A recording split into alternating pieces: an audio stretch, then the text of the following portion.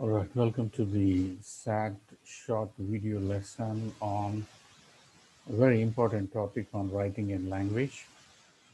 SAT has three major sections. One is reading, second one is writing and language, the third one is the the essay. So today we will look at a quick guide on semicolon because we have already covered the colon part and comma in the previous lessons.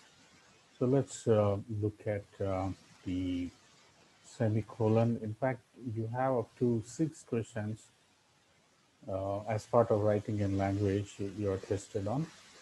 Only the semicolon as a testing point. So let's look at the rules. And before that, just to remind that there are 4 passages and 35 questions, and to be uh, 35 minutes answering 44 questions. So 35 minutes, you have to answer 4 passages that consist of a total of 44 questions. So time is of essence when it comes to writing in language. So you need to be really quick.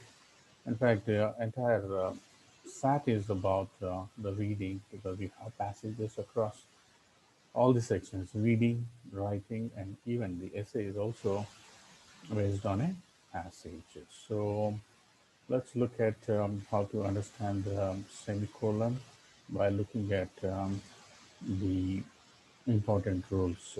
So first and foremost is that you you will have to use the semicolon only to separate two grammatically independent classes. Grammatically independent classes. So if you look at, I'll just come to the first tip here.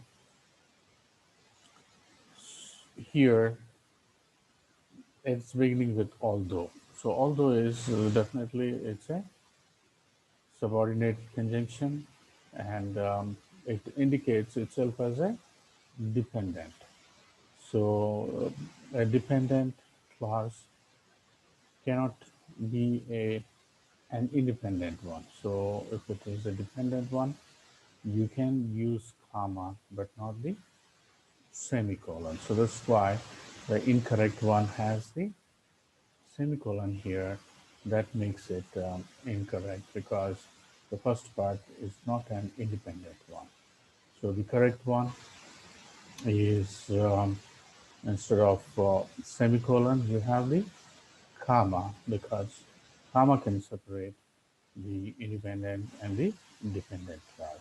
So if you are not following that rule, that leads to a comma splice. So that's also another testing point in the SAT. If you are linking independent classes and a comma can't link two independent classes without any conjunction, but a semicolon can link that. And as I mentioned, there is something called comma splice, right? So the comma splice is when comma links two independent classes without a coordinating convention. So here uh, there is a class ending with seasons followed by comma, and he retired as the NBA's all-time delivering points scored. No, that's not a correct one because there is no conjunction. So you always need a conjunction whenever you're using a comma. So without that, if you're using, it becomes a comma splice error.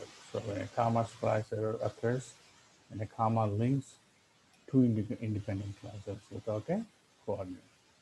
So while a comma can't link two independent classes its own, this is where semicolon can come. So thank you for your interest on the SAT.